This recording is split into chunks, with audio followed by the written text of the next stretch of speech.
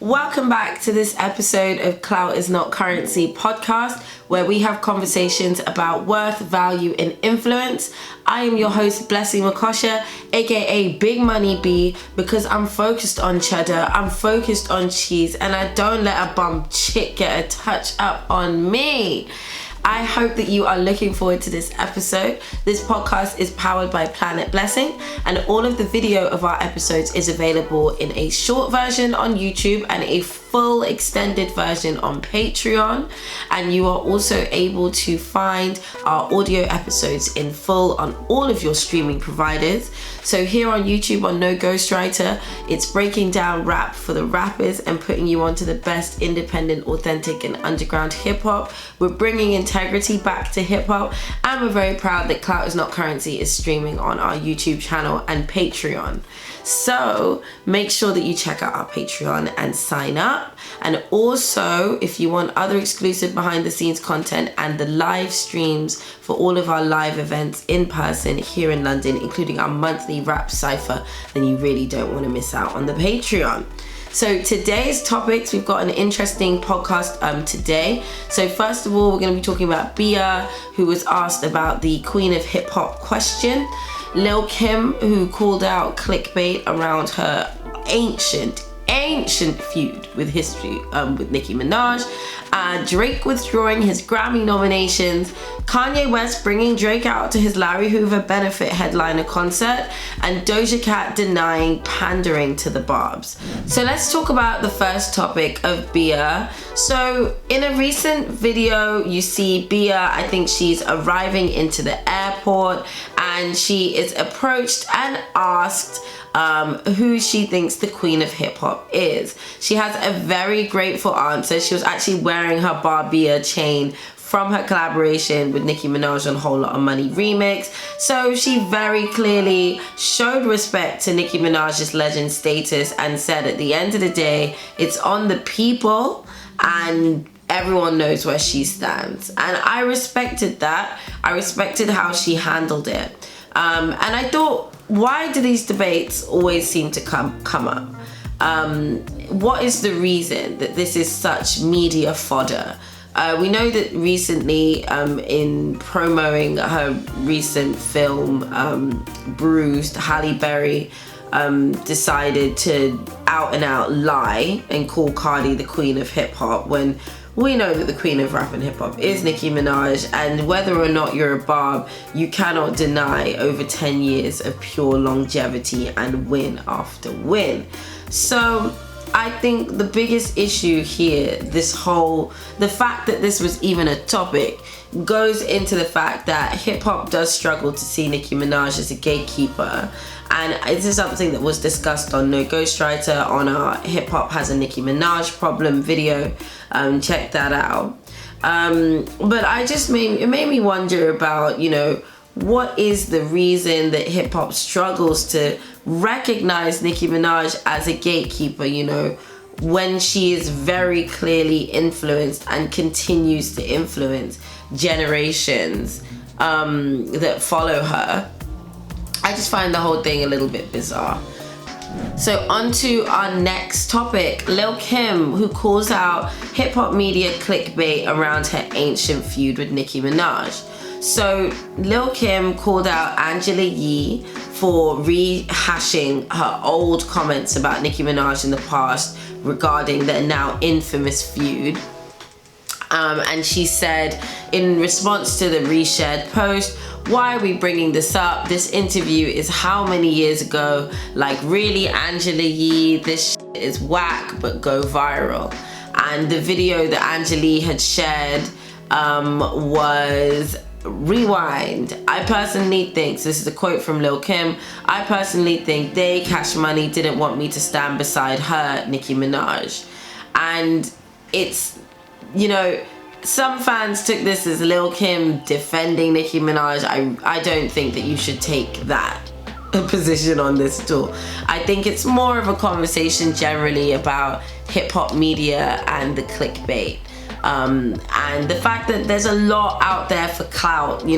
I was on Twitter and I saw that these two black male YouTubers had created this video basically pitting Nicki's Roman's Revenge or something, Roman Reloaded with Notorious K.I.M.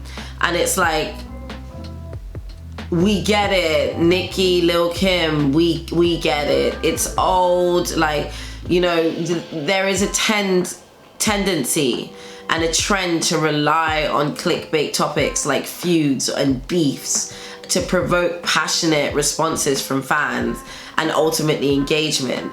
And pitting women against each other is apparently a very popular type of content.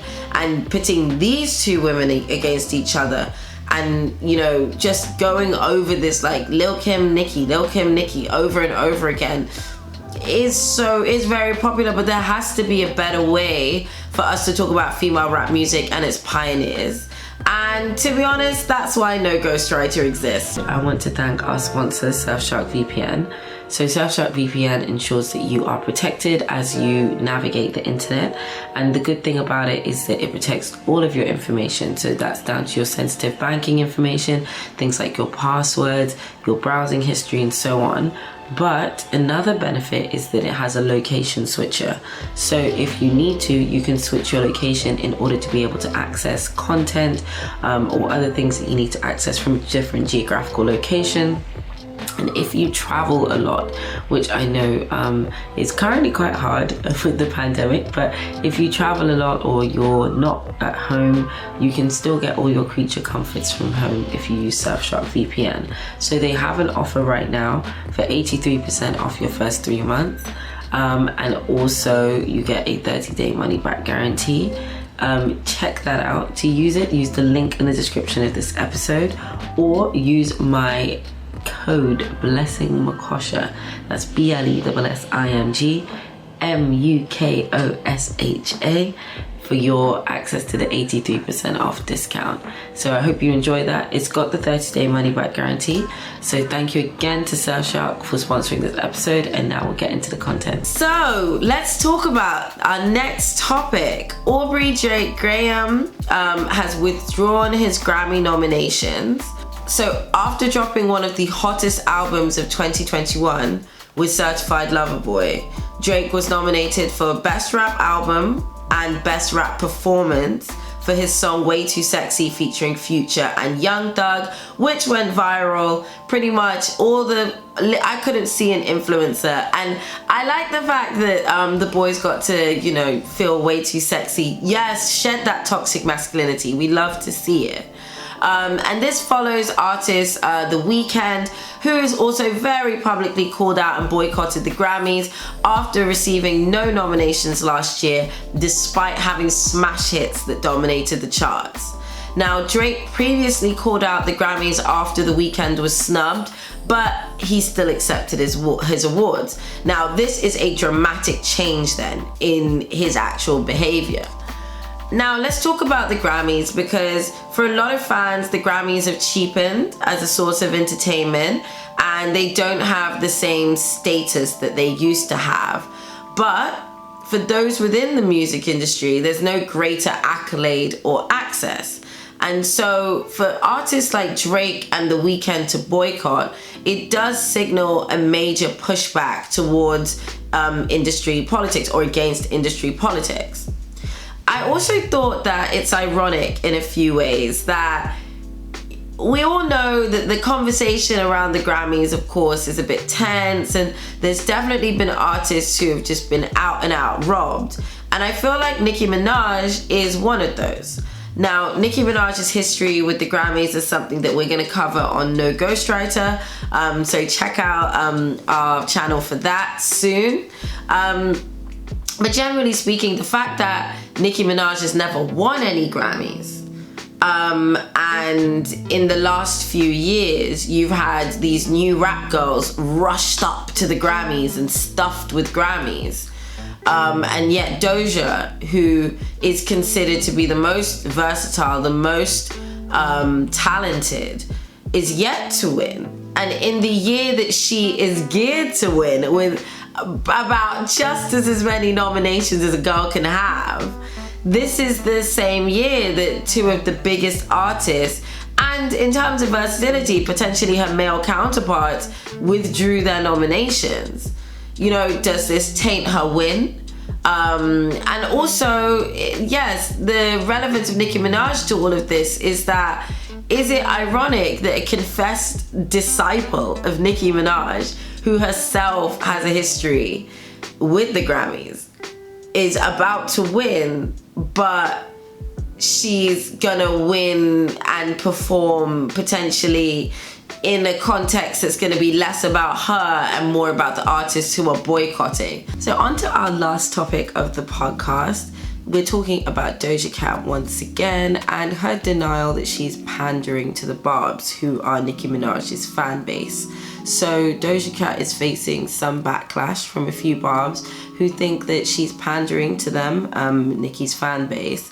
Now this is because Doja recently posted a few videos of her vibing to different Nicki Minaj tracks on Instagram Live, including Whammables from the 2014 Pink Print deluxe edition, I believe, and also some other Nicki songs like Bottoms Up and a few throwbacks like For the Money, which is a very classic Nicki Minaj feature from the days before the days, and the real ones know that. So as Doja was receiving this backlash, she responded to one particular tweet and she said, "It's just random people saying stuff and it's annoying. I can't even vibe and just play stuff without it turning into a fantasy novel on the internet, but I don't give an F. I'm just gonna keep playing stuff and have fun, man." And this is similar to some other comments she made during that live, that she feels like she can't just be free to enjoy what she enjoys without all of this conspiracy coming up. So the reason why fans are acting this way, I think there are quite a few different reasons. So I personally link this to, at least in part, to some of the topics I discussed on No Ghostwriter in the video on the Barbz and what's happening to the fan base, and also in the video where I talked about the Nicki Minaj hate train and just sort of the different things that have affected rap stans. And make sure you check out our live stream that we did with 20 Days of June, who's another hip hop head on YouTube, and we talked about if rap stans on Twitter are ruining hip hop. So at least that's my position on why the Barbz are acting like this. But I thought for a little bit of a change in this episode, I'd have a guest with me. So today I have Trey, and Trey is a self-confessed kitten.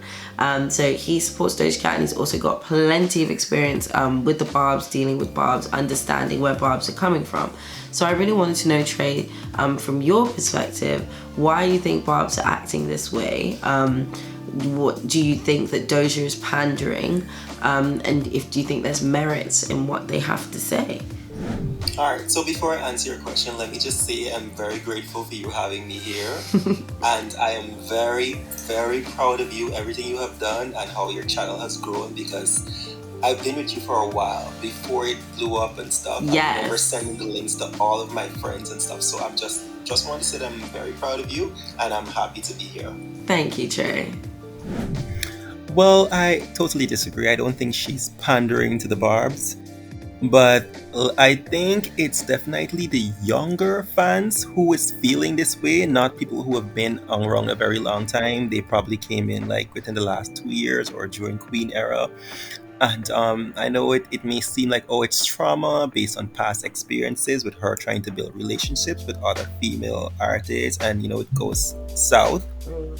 But actually no, because she has been a Barb before she blew up, and it could have been me, you, or any of the listeners. When we blew up, I'm sure we would still be on live listening to Nicki and playing her music, and I'm sure we would want a collab as well. However, she already received her collab.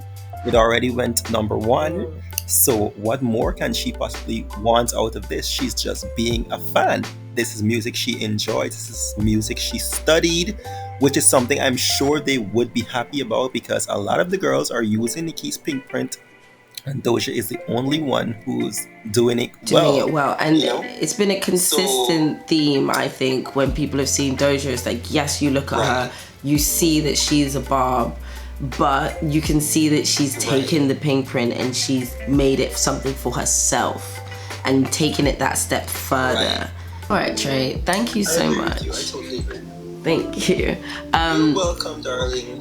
You have been absolutely great, and thank you so much for your kind words earlier. And I just wanted to say that if anyone else who is listening or watching wants to share their 2 cents in next episodes, then make sure that you join the No Ghostwriter Patreon. It's patreon.com/No Ghostwriter. Not only do you get the full video episodes of this podcast, you also get the ad-free audio, and you also get the opportunity to call in. Up to 9 of you can join me every episode, so we can have conversations, you can share your thoughts, and really articulate your positions on the topics that we challenge in this podcast. So thank you for listening to this episode of Clout is Not Currency. I hope that this podcast has inspired you to think differently about value, worth, and influence, and empowered you in some way. Make sure that you follow this podcast on all of your streaming platforms of choice. I've been Blessing Makosha, your host, and I'll see you in the next video. Bye.